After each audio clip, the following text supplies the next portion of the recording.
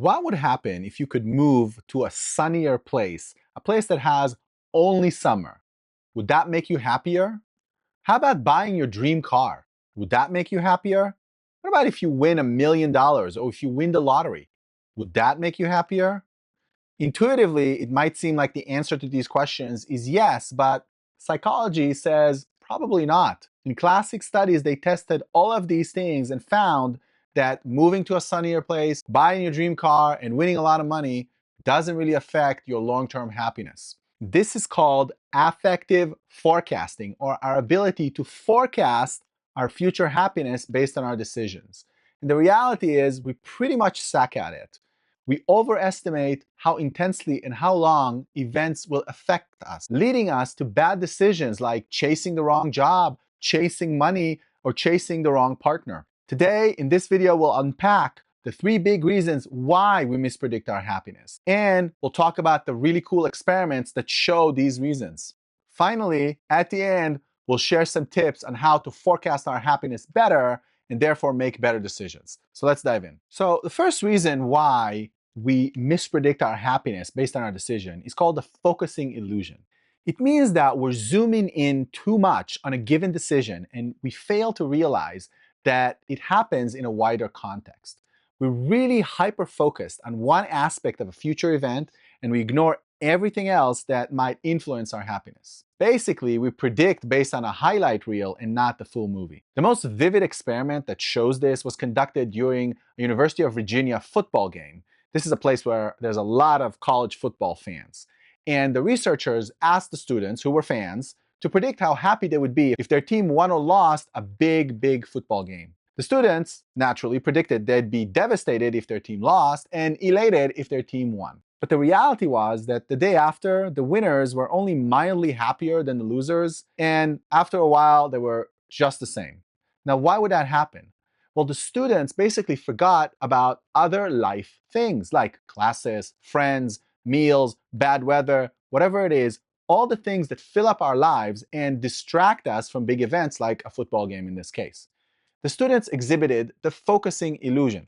This meant that they overestimated the emotional impact of this one vivid event, the football game. Now, this hits home for big life decisions too. For example, if you're dreaming, let's say, about a promotion at work, you might focus on the title and the pay bump, but you would ignore things like the longer hours at the office or the politics that come with higher up positions. In other words, a future event like that, which is definitely positive, a promotion is positive, is unlikely to actually affect your baseline level of happiness. It might give you status, it might give you more money, it might give you more professional opportunities, but in terms of happiness, it's actually less likely to affect it than you think. The next reason why we fail to anticipate happiness in the future is because we fail to acknowledge something called hedonic adaptation. So think about running on a treadmill at, let's say, a moderate pace.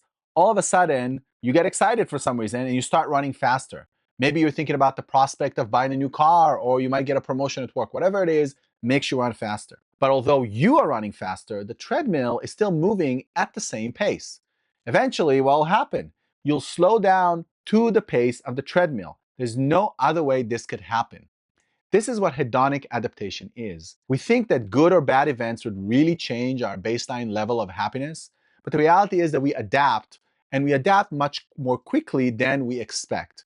And so we return to our set point of happiness. Here's a cool experiment that tested this. When you work as a university professor, one of the biggest crossroads you have in your career is tenure.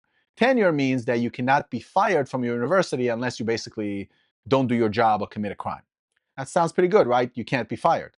So as you can imagine, junior professors really care about getting tenure. In this classic study, these junior professors were asked to predict how getting tenure would make them feel and how being denied tenure would make them feel. Unsurprisingly, they predicted being really happy if they got tenure, but then devastated if they were denied tenure. Now, fast forward 5 years, the professors who got tenure, this is a key event in their professional lives, remember, were actually not happier than those who were denied. The reason for that, tenure brought perks to the people who got it, but also brought stresses like admin work and internal politics. In contrast, being denied tenure led people, yes, to be disappointed for a little bit of time, but also work to bounce back and find silver linings or new paths for their career. I can attest from my own experience that when I got tenure, I appreciated the achievement and I was very grateful to my school, but I was not happier than I was before, certainly not in the long run. This also echoes an unbelievable study that was done in 1978 that compared people who literally won the lottery compared to people who got in car accidents and became paraplegics. Over time, lottery winners, amazingly, were not much happier than the average person. And accident victims were not as miserable as they predicted. The reality is that we adapt to almost anything given a long enough time frame. We're finding new joys, we adapt to difficulties, and we're just getting used to our reality. This means that our dream vacation or a new house or a new promotion may lead to an initial high, but it's likely to return to our baseline level of happiness. We just underestimate how quickly we adapt.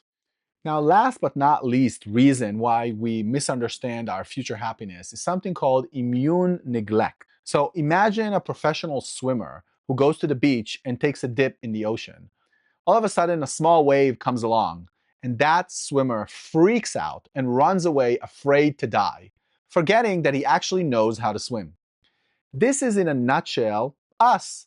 Just like our physical immune system, we have a psychological immune system. These are built-in mental processes that help us cope with negatives in our lives. This is a real superpower that we have. We rationalize a bad outcome, we might blame an external circumstance, we might find a silver lining, we might actually learn from our mistakes. The reality is that we predict doom and gloom from bad events that happen to us, but our brains rationalize and minimize and find meaning when those bad things actually happen.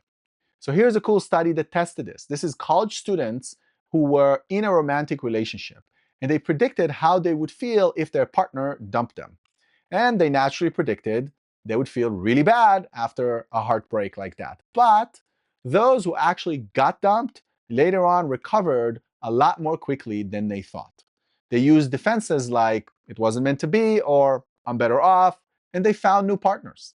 This ties into the whole system. Our brains are basically resilience machines. But the reality is that we forget that when we try to forecast our future happiness. So here are some tips to make smarter decisions and forecast our happiness better. The first tip is to use surrogates. Asking somebody who's been there and went through an experience or a decision that you're considering is probably the best proxy for understanding how happy or sad it would make you. Instead of guessing, talk to the people who've been there. The person who actually got the promotion that you want or bought the car that you want is probably the best way to know how it would actually feel. Studies show that the reports of an average person who experienced the decision match the actual happiness better than our predictions about that decision. The second tip is to defocalize. Whenever you make a decision with your happiness in mind, try to force yourself to list unrelated factors to that decision that would affect your life. Imagine a typical day months after you make the decision. Ask yourself, will this decision change my routine in 6 months? If the answer is probably not, then this decision is probably not likely to affect your long-term happiness as much as you think. Now, here are a couple of tips for just being happier in general. The first tip for happiness is to focus on changing your baseline level of happiness. This is your resting state happiness. Studies show that your baseline happiness is the best predictor of your future happiness, regardless of how many positive or negative events happen to you. This means that you can work on yourself, practice mindfulness, framing all of the negatives that happen in your life, either in the past, present, or future, as positive, and changing your routine so that you're doing more of the things that we know increase happiness. For example, exercising more, socializing more with good people, spending more time with family, spending more time with hobbies you're passionate about or work that you're passionate about, and reducing unnecessary stress from your life. Those things will increase your baseline happiness, which means it's going to increase your happiness in general.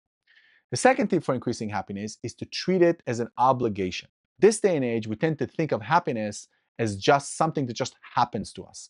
Either we're happy or we're unhappy, just like we're wet or we're dry because of the presence of water on our skin. But it really is a choice to a larger extent that we think. If we make it our mission to be happy, we're just more likely to be happy. Simple as that. It's not necessarily easy sometimes, but it does move the needle because it focuses our mind on finding happy aspects to anything that happens to us. So, next time you're eyeing a big change, remember, your crystal ball about your future happiness is probably foggy. It's hard for us to predict our future happiness accurately because of things like the focusing illusion, hedonic adaptation, and immune neglect. But with these tips that we gave in this video, we can clear up our crystal ball. So if you like this video, please share, subscribe, and like. It really helps the algorithm, and it really helps to spread this content to people who want and need to hear it. See you next time.